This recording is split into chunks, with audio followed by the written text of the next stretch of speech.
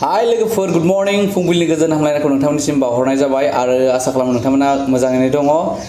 दिनै आं नोंथांमोननो मैया मोननै भिडिअ नायनाय बे भिडिअनि आपडेट नोंथांमोननो लाबोदों जाय भिडिअखौ नोंथांमोना नुवाखैबो जानो हानाय सोरबाफोर नुबायबो जानो हानाय स' नुयैफोरनि थाखाय आं आंनि चेनेलनि गेजेरजों आंनि भिडिअखौ नायगिरि नोंथांमोननिसिम लाबोदों नोंथांमोना नायनानै बुजिना नायदो आरो नोंथांमोना भिडिअखौ नायनानै माबोरै मोनो माबोरै मोना एसे कमेन्टआव हरनो दाबाव एक्चुअली नोंथांमोननि साननायखौ दै नोंथांमोना मा सानखो मोजां साननो गाज्रि सानखो न स' नोंथांमोना थाम्बनेल टाइटेलखौ नायनानै मोजां मोनथिखाबाय मानि सायाव बुंनो सानदों आङो सोरनि सायाव स' मेन पइन्टआनो जाबाय फार्स्ट वान नाम्बारानो जाबाय बिथां गेम्सखौ आं थेंक इउ बुंनो सानो बिथाङा खैफोदनि समाव थांनानै खैफोदाव गोलैना थानाय सुबुंफोरनि गेजेराव थांनानै एसेब्लाबो मिनिनाय रंजानाय लाबोदों बिथाङा थांनायनि लोगो लोगोनो बिथांनि अनसुंथाइखौ मोननानै आरो बिथांखौ लोगो मोननानै एसेब्लाबो माने दुखुआव थानायफ्रा एसेब्लाबो माने दसे समनि थाखायब्लाबो गोजोननायखौ मोनदों आरोना बिथांमोननि थाखाय स' आं मिनि थेंक इउ स' माच बुंनो सानो गेमसे बिथांखौ आरो बिथाङा थांनानै ओरैबायदि मोनसे गिदिर बिबुंथि होदों माने आङो जोबोर गोजोननाय मोनदों बेखौ माने बयबो शेयार खालामनांगौ आरोना बेखिनि ससेखौ आं नोंथांमोननो होगोन मानोना सरकाराबो मोनहैनाय बायदि बिथाङा सरकारखौ खावलायदों सरकारनि सायाव खावलायदों जेन बिथांमोननि थाखाय मोजाङै मोजां राहा मोनसे लाबोयो थाबैनो बिथाङा खावलायदों नोंथांमोना भिडिअखौ नायदो बिथांनि बिबुंथिखौ आं होगोन ससे प्लिज अननानै नोंथांमोना नायजोबथार ओमफ्राय नायनायनि उनाव नोंथांमोना आंनो एसे फोरमायहरदो आरोना आरो बिराद दुखु मोनदों जा जाथाय नोंथांमोनाबो मिथिखाजोब्बाय स' बेखौनो खावलायो आं माथो बुंबावनो बयबो भिडिअफोराव नुखांजोबखाबाय मा जाथाय जानानै दङ जोंनिनो बर' आंगो फिसा बयबो स' बयखौबो आं खावलायो जा हायो बा जों फिसा फिलौ मानसिफ्राथ' सानसे बा बोथिसे जानायनिल'सो जों खालामना होनो हागोन खिन्थु बिथांमोना जा खस्थ' खालामखायो जिहेतु हाजिरा मावनानै जायो सोरबा माबा मोनसे मावनानै जायो स' जानायखिनिखौ बिथांमोना खस्थ' खालामनानै जिहेतु मानसि हिसाबै बुथुमनानै हाखायो खिन्थु गावनि थाग्रा जायगा बा न' हा बेखिनिखौल'सो बिथांमोननो नांगौ बिथांमोना जेबो माने लुबैयाखै आरो दा सरकारनिसिम स' जाय बिथांमोना गेदेमा बिथांमोना आंनि भिडिअखौ नायगासिनो बा निउसफोराव नुगासिनो बिथांमोनखौ आं खावलायो आखाइ बजबनानै जे बिथांमोननि थानाय हा बिथांमोननि न'खौ बिथांमोना राहा खालामना होयो आं बेखौनो आर'ज खालामो आरो नोंथांमोननिसिम आरो आं जा हायो आं नोंथांमोननो हेल्प खालामबाय दायो आंहाबोथ' एसेबां खमथा गैया जे आं नोंथांमोननि न'खौ माने सिगां माने गावनि न'आ फिसाबाबो गिदिरबाबो गावनि न'आव जाखायो आरोना जेनेबा जिमान गाज्रियानो जाथों गावनि न'आ न'आनोसै स' बेखायनो आङो आसा खालामो जोंनि सरकाराबो नोंथांमोनखौ नायगोन आरो जेबो नङा दुखु खालामनाङा मिथिबाय दुखुआ माला मा फैयो पात्ता मोनखाया बेनिफ्राय सौसिलांनो हानायासो मानसिनि मोजां गुन आरोना ओंखायनो दुखु खालामनाङा माने दुखु मोनो आरोना जिहेतु बर' मानसिफ्रा गाबनाय नुबा माने बिराद बोरैबा मोनो आरो ओंखायनो बारा दुखु खालामनाङा जागोन सल्भ जागोन थाबैनो आरो बयबो नायफैखादों आरो नायफैखागोन आरो बयबो बारा जानाङा आरो जोंहा एबसुनिबो प्रेसिडेन्ट सारमोनबो फैदोंमोन स' बिथांमोना माबा मोनसे थांखि लादों जिहेतु जों अफिसियेलि खोथाफोरखौ बारा मिथिजोबा नालाय बिथांमोना अफिसियेलि खामानिखौ मावगोन बिथांमोना हेल्प खालामगोन आरो निस्सय हेल्प खालामगोन बारा दुखु जानाङा आरो आं नोंथांमोना नायबाय भिडिअखौ गेमस्रिया मा बुङाखै नोंथांमोना मा सानखो सानाखै आं बेखौ मिथिया आं जोबोद मोजां मोनदों आं दा 2 पइन्टआव फैनोसै प्रकाश नार्जारि बिथां आं जोबोर मोजां मोनो बेखौ बिथांनि फार्स्ट भिडिअफोरनिफ्रायनो नायबोबाय थानाय आंबो मानसि आरोना जोबोर मोजां मोनो आं बिथाङा हेल्प खालामनायफोरखौ आं जोबोर मोजां मोनो मानसिफोरखौ हेल्प खालामनाय खिन्थु दिनैनि दिनाव आं मैया बिथांनि भिडिअ मोनसे नुनानै जोबोर दुखु मोनदों आरो जोबोर रागा जोंनो ओंखारदों आरोना बिथांनि खुगायाव बेबायदि राव आं बिदि खोनानो मोनगोन होनना सिमाङावबो सानाखैमोन आरो आंना बिदि बिथांनि खुगायाव बिदि राव खोनागोन होननानै आं सिमाङावबो सानाखैमोन बे रावा मा नोंथांमोना भिडिअखौ नायनायनि उनाव मिन्थिगोन आं जोबोद दुखु मोनदों बिथांनि बेबायदि रावखौ खोनानानै मा बुंनो नोंथांमोना भिडिअखौ नायदो भिडिअखौ नायनायनि उनाव नोंथांमोननि साननाया मा फोरमाय नोंथांमोना मोजां मोनदों ना गाज्रि मोनदों नाय बिनि उनाव आङो भिडिअनि उनाव आं एसे आंनि साननायखौ आं फोरमायनोसै नोंथांमोननो ना नोंथांमोना भिडिअखौ नायग्रोदो नायनानै माबोरै मोनो एसे फोरमायहरदो ना बिथांनि भिडिअआ जोबोर गोलाव 0.5% मोजां मोनदों आङो खिन्थु गिबियावनो जा बिबुंथि लाखिबाय आं बे बिबुंथिनि सायाव एसेबो मोजां मोनासै नैसिनिबो मोजां मोनाखै आरो आंना नोंथांमोना नायनानै फोरमायदो दुखुनांथाव बिराद जाथाय जानायखौ खोनानो मोनदों आरो आं गोबां दुखुबो मोनबाय बे जाथायखौ खोनानानै बेबायदि जोंनि बर'नि जाथिनि गेजेरावल' जाबाय थानायखौ आं नुनो मोनगासिनो दङ मानि थाखाय बेबायदि जाथाय जादों आं मैया मोनसे भिडिअ खालामदोंमोन रायजो राजाफोर आरो बे भिडिअआव गासिबो मानसिफ्रा खायसे सुबुंफ्रा गुवाहाटीनि जाथाय जानायनि सायाव माने भिडिअ खालामाखै बे बाथ्राखौ बुंदों सोंदों आंनि सायावहाय आदा प्रकाश नों मानो गुवाहाटीयाव थाङाखै आदा प्रकाश नों मानो गुवाहाटीनि सायाव जाथाय जानायनि सायाव मानो भिडिअ खालामाखै आदा प्रकाश नों बिनि सायाव प्लिज अननानै भिडिअ खालाम प्लिज अननानै भिडिअ खालाम गुवाहाटीनि जाथाय जानायनि सायाव बर' सुबुंफ्रा गोबां आलाय सिलाय जाना दङ नोंथांमोना कमेन्ट नायहैयोब्ला नुनो मोनगोन खालि बिनिल' आरोना थेंक इउ स' माच नोंथांमोना कमेन्ट खालामना आंनो खोन्थाहरनायनि थाखाय आरो लोगोसे आं बे बाथ्राखौ बुंगोन रायजो राजाफोर बै जाथाय जानाय जायगानि सुबुंफ्रा जुदि आंनो खोन्थाहराब्ला जोंनो खोन्थाहरब्ला जों बोरैहाय बिनि सायाव भिडिअ खालामगोन जों बोरैहाय बै जायगायाव थांगोन रायजो राजाफोर आं इभेन बे बाथ्रानि सोमोन्दै आंनो खोन्थाहरजायाखै दा नोंथांमोना सानो जे बानायाखै नायख'लांना थादों ओरैबायदि नाथाय बेबायदि नङा बे जाथाय जानाय जायगानिफ्राय आंनो खोथाखौनो खोन्थाहराखैबा आं बोरैहाय बै जायगायाव थांनानै बोरैहाय आं बोरै भिडिअ बानायगोन बबे जायगायाव जाथाया जादों बिनि सोमोन्दै जुदि बै जाथाय जायगानि सुबुंफोरा खोन्थाहराब्ला खिजान आंनि भिडिअखौ बिथांमोना नायादां बै गुवाहाटी बरबारि जायगायाव थानाय बर' सुबुंफ्रा नायादां बिनिखायनो आंखौ सिनाया बिनिखायनो आंनो खोन्थाहरफ्लाङाखै जे प्रकाश नार्जारिबो सासे दङ बिबो भिडिअ बानायनानै आगारो जोंखौ एसे मदद भिडिअ बानायनानै रायजो राजाफोरनि सायाव गिदिर गोलावफोरनिसिम मेसेज हरनो हाबायगोनदां जोंथ' रावनोबो खोन्थाहरनो हाला भिडिअनि दारै खोन्थाहरनि बेबायदि हाबायगोनदां होननानै बिथांमोना खोन्थाहरनोबो आंखौ सिनायादां दा आं बोरैहाय जे आग्रामबार स'हाय बोरैहाय आं मोनथिया गारा माबोरै थांनो दे रायजो राजाफोर नोंथांमोनानो सानना नायदो माने एसेबां खायसे सुबुंफ्रा बुङो दा प्रान्जल नार्जारि फंबाया दङ बेवहायनो थाखायो खामानि मावखायो मालाय बिथाङानो दा किजान बे जायगायावनो खाथियाव थानाय हिसाबै आं किजान एनडिबिफोरनि सायाव भिडिअ बानायनायखौ आं नुगासिनो दंमोन बेजों लिंक जाबाय बायनानै किजान बिथांखौनो लेंबाय जोंखौ नांलादां नङा होमबा ओंखायनो जोंखौ खबर लायासै दा प्रान्जल नार्जारि फंबायमोन बायदिखौ खबर लाबाय बिनि गेजेराव बिथांमोनखौ भिडिअ बानायहोबाय जोंखौ खबर लाहरासै आरो आंखौबो खबर लाहरनायबा आंबो भिडिअ बानायगौमोन भिडिअ बानायहैनायाव मा इसेबां गिदिर बाथ्रा थांबाय ट्रेनजों थांबाय गारिजों जुदि थांनो हायाब्ला थाव सोनो हायाब्ला ट्रेनजों थांबाय भिडिअ बानायनानै फैबाय माथो गिदिर बाथ्रा नङा रायजो राजाफोर थांनानै भिडिअ बानाय एफा गिदिर अलखद जादों रायजो राजाफोर जोंनि बर' सुबुंफ्रा एसेबां गिदिर खैफोदाव गोग्लैना दङ अब्ला आं बेयाव थांनानै भिडिअखौनो बानायहैनो हायै मा बिलाय हायो आङो नाथाय आंनो खोन्थाहरग्रा रावबो गैया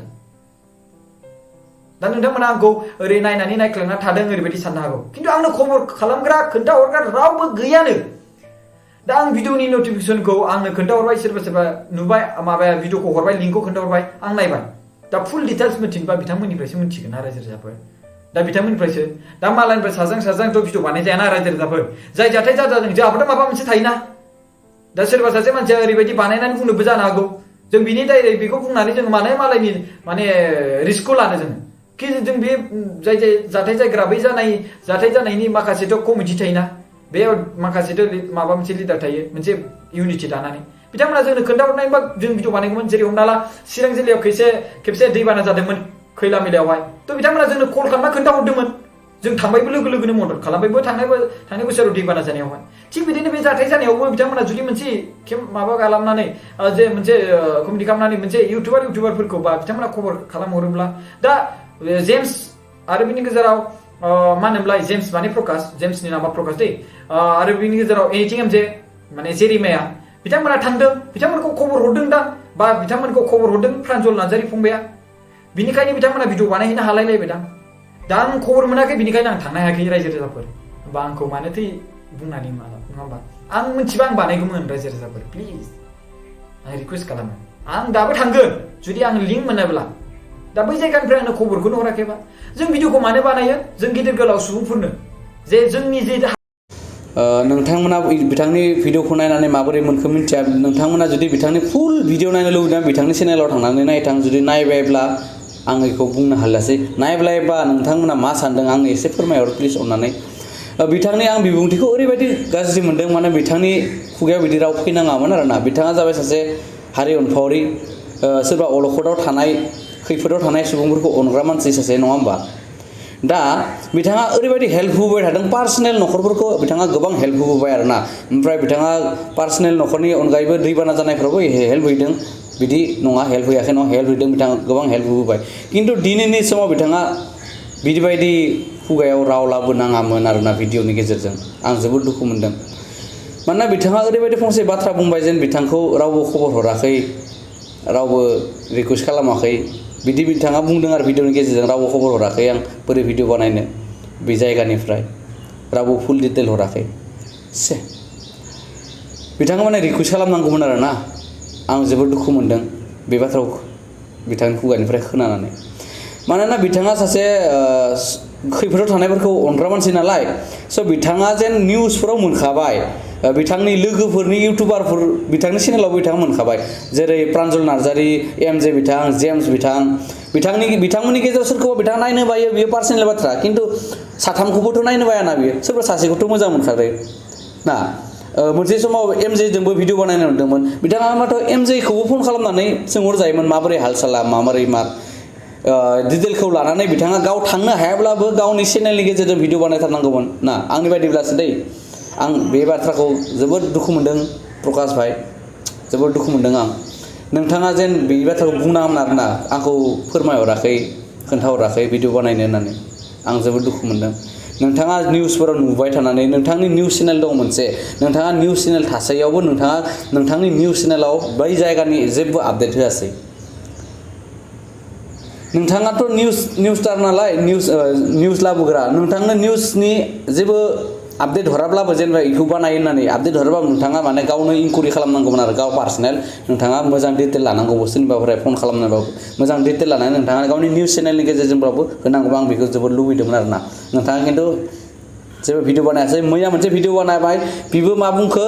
बयबो कमेन्टआव हरनाय थाखायसो बे भिडिअखौ बानायबायना आयु नङाबा मिन्थियानोमोन जाबावलायो बयबो कमेन्टआव खोन्थाहरनायखायसो आङो भिडिअखौ लाबोनाय जाबाय बानायबाय मा बाथ्रा बेयो लाबोबाय माने बानायबाय माने एखे नङा होमबा जेनेबा मिन्थियाखैमोन आं ओरै जाबावो बयबो नोंथांमोना खोन्थाहरनायनि थाखाय थेंक इउ बिदिसो बुंहरबावबाय एफा निउसफोराव सोलिबाय थादों इउटुबाव सोलिदों फेसबुकाव सोलिदों ससियेल मिडियायाव गोसारगासिनो बे जाथाया वा देपेन सारा एबसुनि मान गोनां देपेन सारा थांनायनि उनावसो बिथाङा भिडिअखौ बानायनो हाबाय आरोना बिथाङा मा बुङो बेखौ नायग्रोबाय नामा आरो बेथ' मोनसे आफाद ना बिथाङाथ' खबर लाथारखानांगोन आफादखौ दाय होननाय लाब गैया आफादा पार्सनेल सोरनिबा नङा बेयो आफादसो नङा होमबा बिथांमोना समनि गेजेरजों बिथांमोनाथ' खबर लाथारखानांगोन सानसे साननै लेटबो जानो हानाय स' बिथांमोना खबर लायदों जोबोद गोजोननाय मोन्दों आंबो बिथांमोना राहा लागोन होननानै बिबुंथि होबोदों जोबोद मोजांनि बाथ्रा खिन्थु नोंनि खुगायाव आङो प्रकाश भाई नोंनि खुगायाव आं बिदि खोनानानै जोबोद दुखु मोनबाय आरोना माने बिदि नोंनि खुगायाव बिदि राव सोरबा पार्सनेल बाथ्रा नोंखौ कल खालामनानै खोन्थाहरबासो भिडिअखौ बानाय जायो बियो थार नोंनि बाथ्राया बे राइट सोरबा न'खराव दुखु जादों खैफोद जादों सोरबा हेल्प नांगौ बिथांमोना नोंखौ कल खालामगोन नङा होमबा नाथाय बियो रायजोआव माने बियो पाब्लिकआव जादों माने 20 घर 25 घरनि बाथ्रा बियो 30 घरनि बाथ्रा बियो सोरबा नोंखौ कल खालामनानै भिडिअ बानायनांगौ होननायनि बियो माने बाथ्रा फैया आरोना बियो माने पाब्लिकलि जाबाय नालाय एसे बुरजा न'खरनि माने बेयाव माने रावखौबो कल खालामजाया आरोना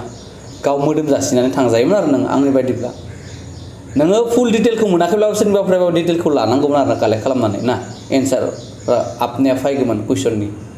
नाथाय खिन्थु नोङो दा ओरैबायदि पइन्ट बुंबाय माने जोबोद दुखु मोनबायलां नोंनि खुगायाव बिदि राव फैनाङामोन आरोना नोंथाङा जुदि भिडिअ थांनो सम मोनाखै होननायब्लाबो आङो बिराद मोजां मोनगौमोन आरोना आङो एक्सुवेलि थांनो सम मोनाखैमोन आङो इदि कालेक्ट खालामनो हायाखैमोन आङो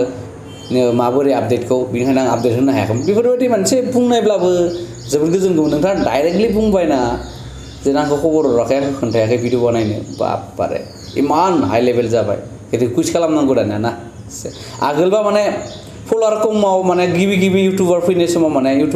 माने पाब्लिकनि अननाय लुबैनानै माने सापर्ट लुबैनानै गावनो आगन भिडिअखौ बानायोमोन आरो नङा होमबा नोंथाङा दा नोंथांखौ माने दामि जाबाय आरोना 2 लाखनि बारा जाबाय नालाय साबसक्राइबारा बारा जाबाय गोदै मोनदों आरो आं लेभेलखौ एसे दुखु मोनदों आं बिदिखायनो बे बाथ्राखौ बुंनाय जाबाय जुदि आंनि बुंनाया गोरोन्थि जादोंमोन निमाहा बियो आं नोंसोराव रायजो प्रकाशखौ अनग्रा नोंथांमोननि सेरावबो आं निमाहा बियो जुदि आंनि गोरोन्थि जादोंब्ला स' नोंथांमोना मा सानो आं बेखौ मिथिया आं जास्ट आं दुखु मोननायखौ फोरमायबाय आरोना रायजोनि सिगाङाव स' बेनोमोन नोंथांमोना जुदि भिडिअखौ लास्टसिम नायबायबा गोजोननाय थाबाय थेंक इउ स' माच